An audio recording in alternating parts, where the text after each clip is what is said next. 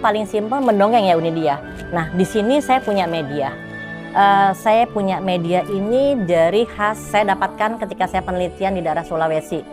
Jadi ini ada boneka. Boneka itu jenis kelaminnya perempuan laki-laki. Jadi ini bisa dikenakan kepada anak-anak TK untuk mengenalkan kesehatan. Diulangin lagi supaya guru-guru lebih memanfaatkan apa yang ada di sekitarnya, apa yang ada di rumah dengan biaya murah, itu justru lebih memicu kreativitas guru, orang tua, sehingga akhirnya dari barang yang tidak bernilai menjadi barang yang bernilai untuk anak.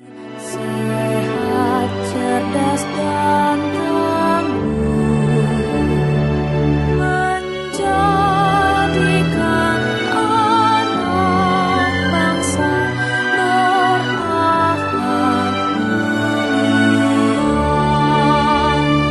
Ya Tuhan, lindungilah kami. Assalamualaikum warahmatullahi wabarakatuh. Salam sehat buat sahabat-sahabat Ikatan Dokter PAUD Indonesia dimanapun Anda berada. Gimana kabarnya? Semoga semua sehat.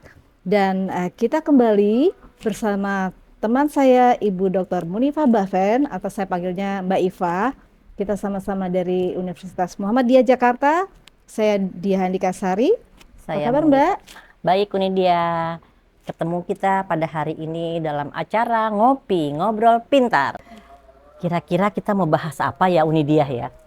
Iya, sekarang ini kalau kita melihat banyaknya fenomena yang terjadi di sekitar kita nih ya Mbak ya, banyak hal-hal yang berbau kearifan lokal, budaya lokal itu mulai tertinggalkan, terutama untuk anak-anak Gen Z ya, yang sekarang lebih akrab dengan gadget pastinya, dan informasi itu kan mudah banget untuk didapatkan.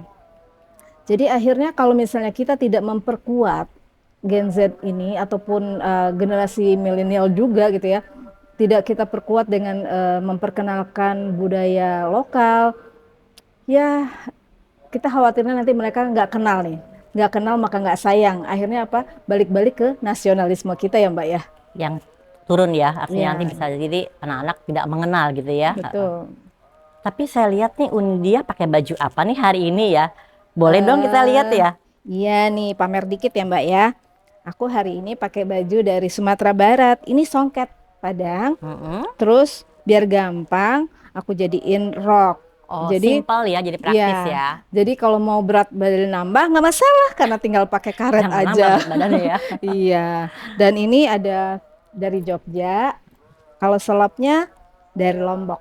Jadi ini atas bawah budaya lokal Indonesia semua. ya, Iya. pokoknya ya. Aku cinta Indonesia. Iya, jadi Unidia sudah mengenakan pakaian dari ada dari Lombok, ada dari Jawa dan dari Sumatera. Saya juga boleh ya Iya. Unidia mengenakan diri. Nah di sini saya menggunakan kain lurik ya, biasa dikenakan oleh bapak-bapak untuk beskap dan juga bisa kebaya. Dan biasanya apa ya modelnya kebaya. Tapi kali ini saya mengenakan jadi blus. Jadi kita bisa loh Unidia mengenakan pakaian tradisional itu di sekolah sambil mengenalkan sama anak-anak ya. Mungkin pada saat-saat tertentu sambil mengenalkan pakaian yang ada di rumah, nggak terlalu mahal kok ya, dan simple juga, nggak harus yang ribet. Contohnya Unidia jadi rok ya, kain songketnya. Nyaman mungkin gitu ya Mbak ya dipakainya.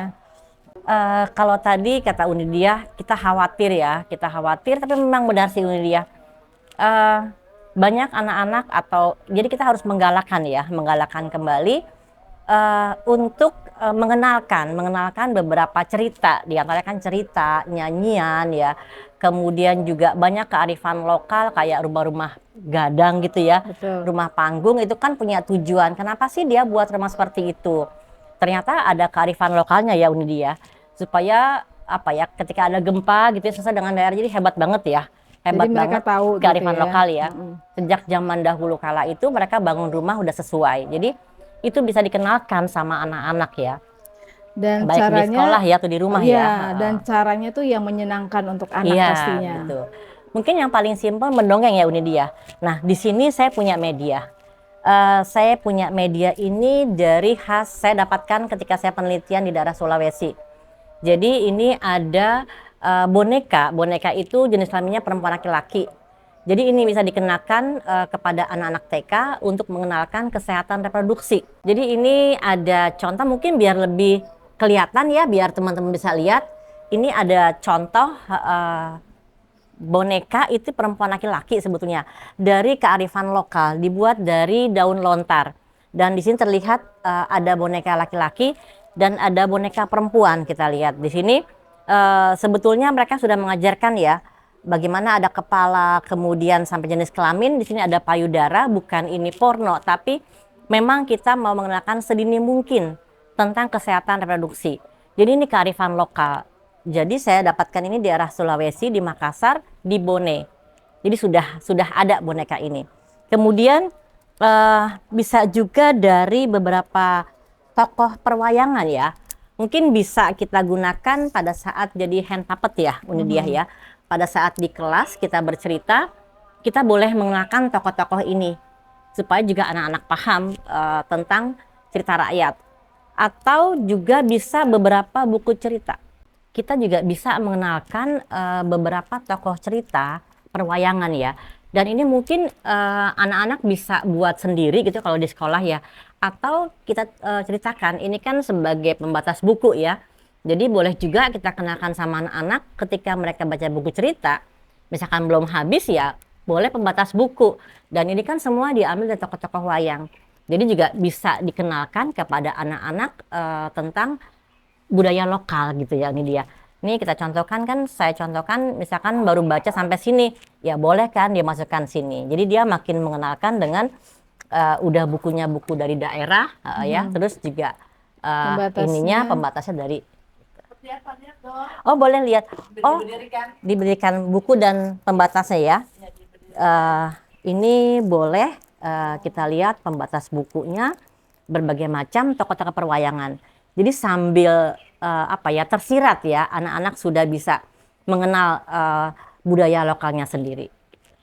Gitu ya Unidia. Iya, itu menarik sekali ya Mbak, yang boneka dari daun lontar itu menurut saya tuh luar biasa banget karena dia sudah memperkenalkan tentang gender juga di sana ya. Dan Coba. bentuknya ya ini banget, bisa memperlihatkan identitas banget gitu. Walaupun sederhana. Mungkin buat anak-anak juga akan menjadi perhatian gitu ya. Oh bisa nih dikenalin ya Unidia ya. Motorik halusnya ya buat bikin ini. Keren Mbak. Iya. Ternyata ini kearifan lokal. Ini dibuat oleh para guru TK yang ada di Bone, Sulawesi.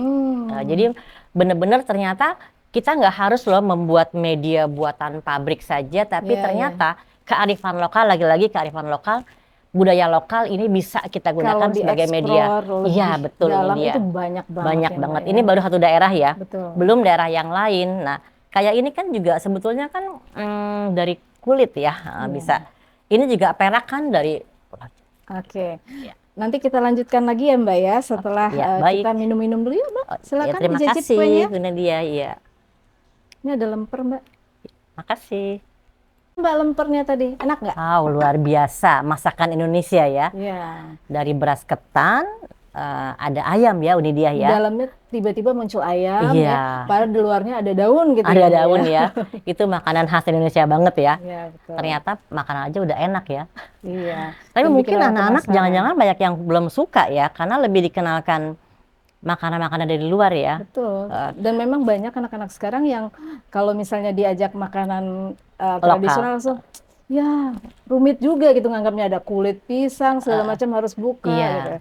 Tapi saya punya pengalaman seru nih Nadia. Ketika anak saya TK waktu itu, jadi saya lihat di program sekolahnya hebat banget ya. Mereka tuh punya program makan saja sudah terprogram sampai dengan 1 tahun. Jadi kalau ada 1 pekan itu mereka mengenalkan semua jenis makanan tradisional. Iya. Jadi luar biasa semua daerah. Jadi bukan hanya dari Pulau Jawa, dikenalkan dari Sumatera, dari Sulawesi, pokoknya semua daerah dikenalkan supaya anak-anak tahu. Tapi jadi itu bagus juga bazar ya. Makanan tradisional gitu ya. Bukan bazar, makan bersamanya. Sekolah menyediakan snack yang dari tradisional, jadi bergantian. Kalau minggu keempat misalkan lemper, minggu keempat berikutnya disediakan kue talam, minggu berikutnya lagi kue bugis gitu ya. Nah jadi hampir setiap daerah itu saya sampai takjub ya, wah ini sudah membiasakan udah menanamkan sejak ini kearifan lokal ya. Sederhana gitu ya. Simpel Tapi, ya ini dia ya. sederhana tapi kena gitu caranya ya. Kalau Mbak Eva sendiri punya pengalaman apa nih dengan kearifan lokal ataupun budaya Indonesia? Kalau dari pengalaman pribadi nggak apa-apa boleh ya. Ya. Kalau saya melihat, kebetulan saya anak perempuan cuma satu ya, dan saya melihat dia seneng banget dengan tarian tradisional, dan dia sangat-sangat happy banget ketika di akhir semester sampai gini, wow, saat yang kutunggu tiba. Saya bilang, apa maksudnya, Dek? Pentas seni. Jadi pentas seni itu sebuah kebanggaan karena dia tampil. Jadi saya lihat dia senang di tradisional, bahkan ternyata dia dari nari saja itu nilai plus buat dia. Dan dia bisa pergi ke beberapa negara dengan tariannya itu. Wah. Termasuk dia kalau nggak salah Iya, ya, iya, seingat iya. saya ya. Iya, saya juga punya Membawakan tarian ya. pengalaman mengajarkan tarian tradisional ke anak-anak ya. Jadi waktu itu Bukan di Indonesia kan? Bukan. Jadi waktu itu saya dapat sandwich program itu ke Ohio State University. Terus di sana mentor saya kebetulan memang profesor tari.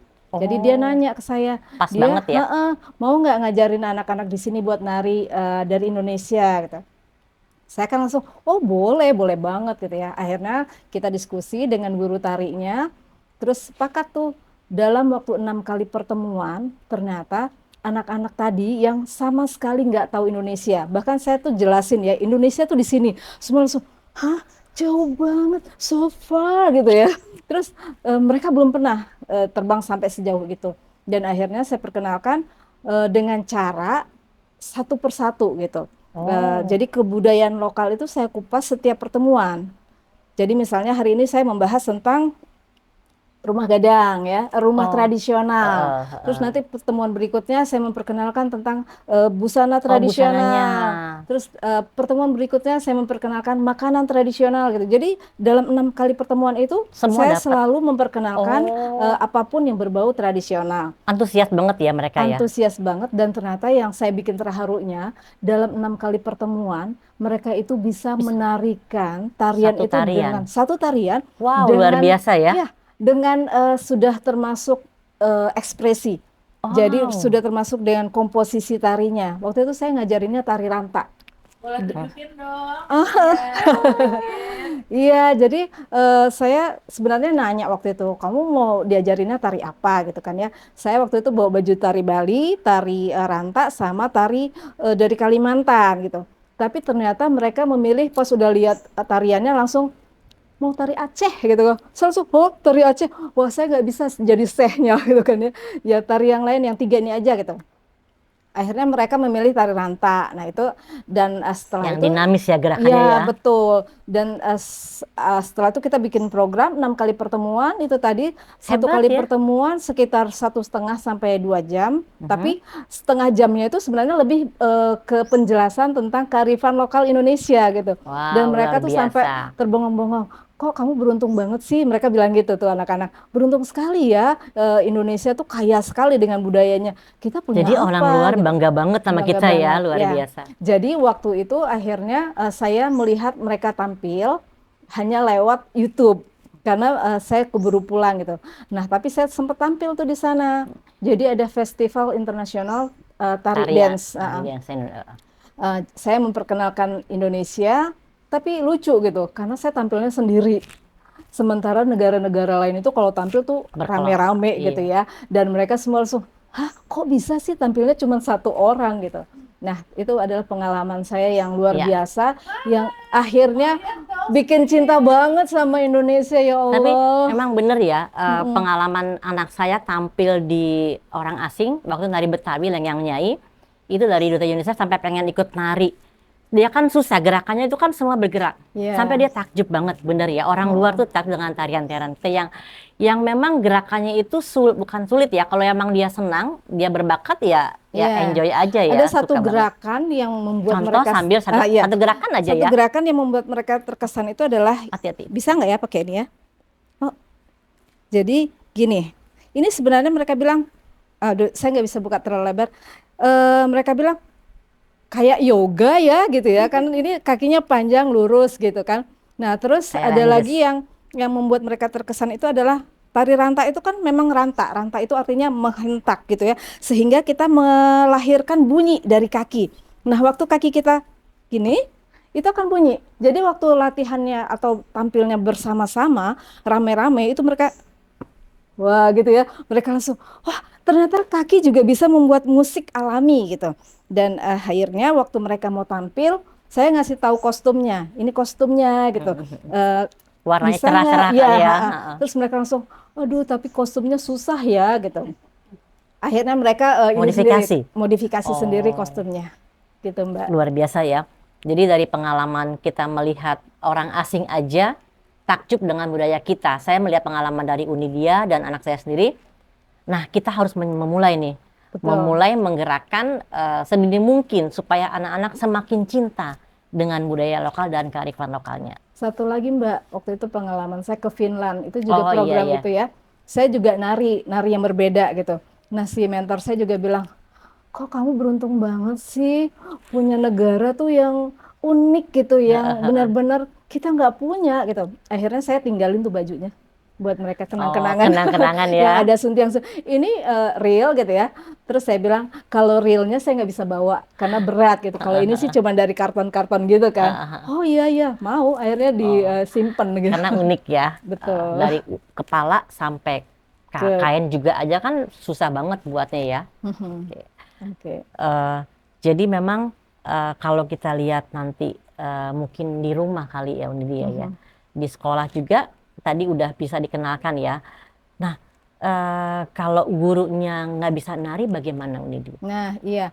Jadi sebenarnya tarian tradisional itu kita bukan meminta anaknya untuk menjadi penari ya, Mbak ya, tapi mereka mengenal tarian nasional kita. Nah, harusnya kita kan memperkenalkan dengan cara yang sesuai buat anak, cara yang menyenangkan gitu. Kalau saya nih akhirnya bikin model latihan tarian untuk anak itu seperti itu tadi, setiap pertemuan anak-anak diberikan pengetahuan Iya, tentang tadi 6 kali aja bisa Iya, 6 ya. kali aja bisa. Tapi kalau untuk anak usia 5 sampai 6 tahun itu biasanya 10 kali.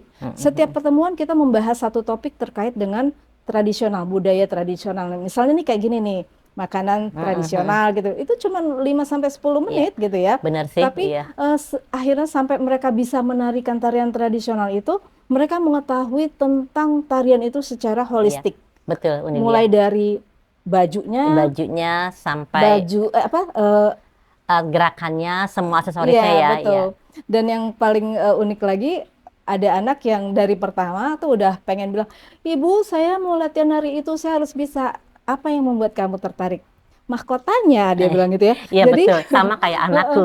jadi si Penasaran Suntiang banget Tari ya. Padang itu dia bilang mahkota karena mereka taunya mahkota kan yang punyanya si mermaid lah apa segala macam gitu. Iya. Jadi itu akhirnya juga membuat mereka termotivasi untuk latihan. Iya, betul. Dari kostumnya, kita memperkenalkan kostumnya. Yang penting memperkenalkan ya Unidia. Betul, memperkenalkan. Ketika anak saya ya dari umur 4 tahun sih pengen latihan tradisional karena dia tertarik banget dengan gerakannya. Aduh Mbak Eva, kayaknya kalau kita bahas lebih dalam lagi nih waktunya nggak akan habis-habis ya. Tapi aku haus banget nih. Mbak Eva, kita makan dulu ya. Oke, nanti kita sambung lagi ya. Kita sambung lagi setelah kita Saya minum ya. minum-minum dan makan. Oke Mbak, gimana tadi makan apa lagi Mbak selain lemper? Duh, itu aja udah kenyang ya Unidia. Udah berat soalnya ketan ya. Ketan itu kan mengenyangkan ya. Betul. Jadi ada ayamnya. Wah, udah cukup ya. Ini gimana Mbak yang cerita Ini boleh Unidia mau lihat bukunya. Ini ada buku-buku cerita yang Si Mole. ya, kita juga bisa ya kenalkan sama anak-anak atau di sekolah atau di rumah.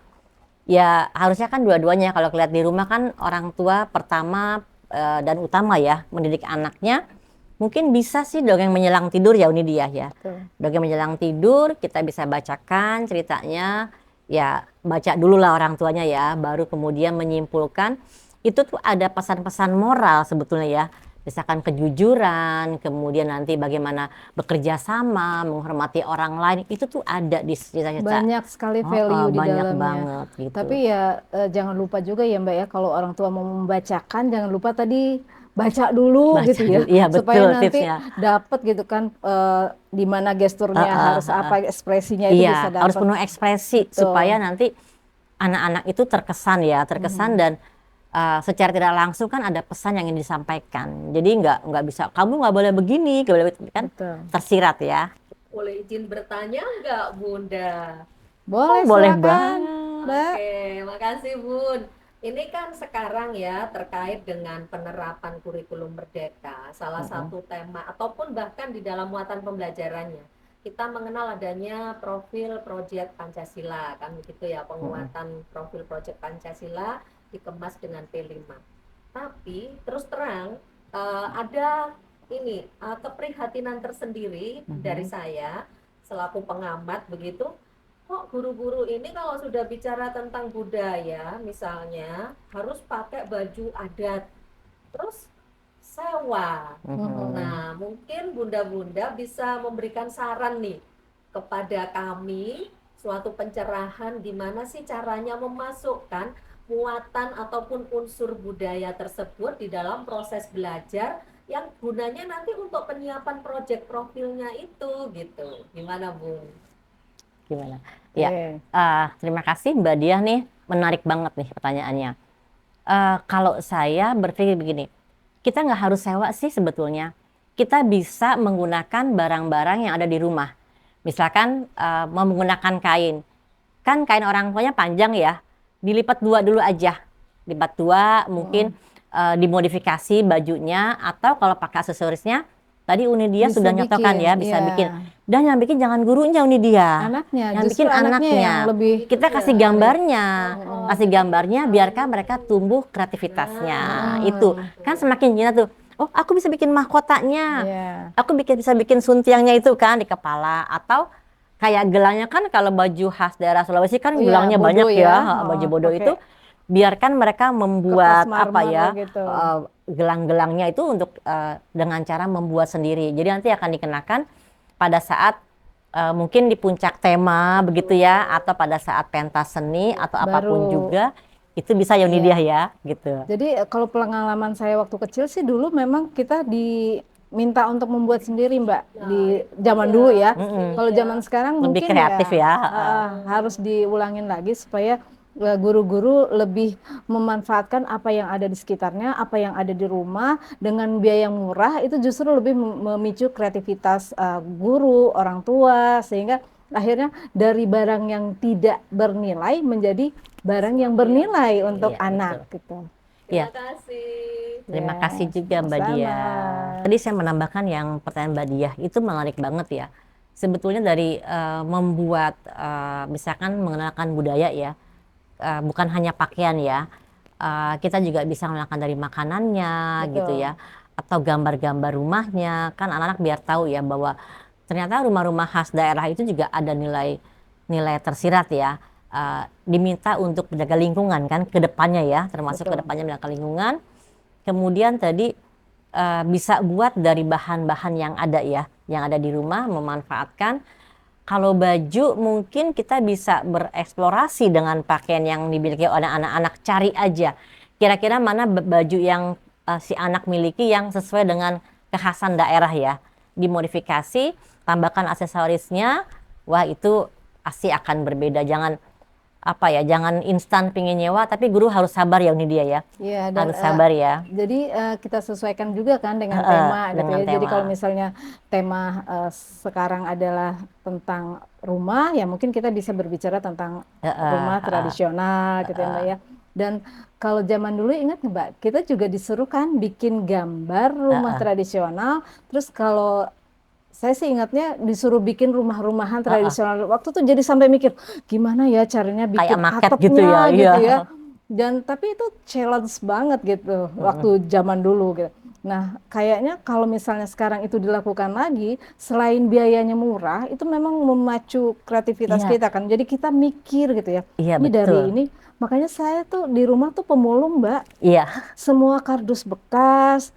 Terus anak saya kan kebetulan desain interior gitu ya. Banyak barang-barang dia yang nggak kepake tuh saya simpenin. Sampai dia bilang, Bun ini buat apa sih? Kok nggak dibuang-buang? Tunggu dulu, Bunda pengen jadiin sesuatu barang yang bermanfaat untuk anak-anak gitu. Nah akhirnya dia oke, tapi jangan lupa ya. Iya, gitu. iya, sama. Jadi saya teringat Unidia. Waktu itu anak saya di SD. Jadi ada pelajaran tentang budaya lokal ya. Mm-mm. Jadi kalau misalkan temanya tentang pengantin, karena kita di Betawi ya, pengantin Betawi. Jadi simulasi demonstrasi. Ya, nanti siapa ditunjuk jadi pengantinnya, Ya. mereka menggunakan terserah mau kostum apapun, pokoknya pakaian Betawi. Jadi si orang tua udah dikasih jauh-jauh hari, mereka mengenakan kostum Betawi, kemudian disediakan roti buaya segala macam, Iya. pokoknya khas benar-benar Betawi. Jadi anak-anak teringat terus ya, saya ingat banget karena mereka diminta mengenakan kostumnya, ada yang tugas membawa makanan, berpantun ria dan segala macam itu. Ada seperti itu. Itu kan juga salah satu ya Uni dia. Mm-mm. Salah satu untuk menumbuhkan kearifan lokal. Betul. Itu luar biasa. Budaya Jadi, lokal, kearifan lokal ya. betul. Jadi kalau bisa kita simpulkan ya Mbak ya, Mm-mm. untuk memperkenalkan budaya lokal dan kearifan lokal itu sebenarnya perlu integrasi dan holistik ya Mbak Iya, ya. Jadi betul. nggak sepotong-potong gitu. Iya, sepakat Semua itu. diperkenalkan dengan tahap per tahap, satu paket, sehingga akhirnya anak tuh mengenal secara utuh, secara keseluruhan gitu. Dan juga ada kerjasama sama orang tua. Betul. Iya, jadi sama-sama ya. Jadi Kerjasama antara guru dan orang tua memang diperlukan banget di sini. harus banget ya. Jadi akhirnya anak-anak paham tuh ya. Ketika dia praktek, oh langsung ingat terus ya. Iya. Oh ini ya Ingatnya budaya sampai tua. Iya betul sekali. Baik Mbak Iva dan juga teman-teman di seluruh Indonesia, sepertinya kalau kita membahas hal ini diperpanjang lagi nggak bakal habis. Jangan lupa nanti sebenarnya masih banyak topik lain dari acara Ngobrol Pintar bersama Ikatan Dokter PAUD Indonesia. Dan teman-teman juga bisa bertanyakan di kolom chat ya. Tapi jangan lupa ya Mbak, like, subscribe akun YouTube Ikatan Dokter PAUD Indonesia. Ditunggu. Makasih banyak. Terima kasih. Assalamualaikum warahmatullahi wabarakatuh.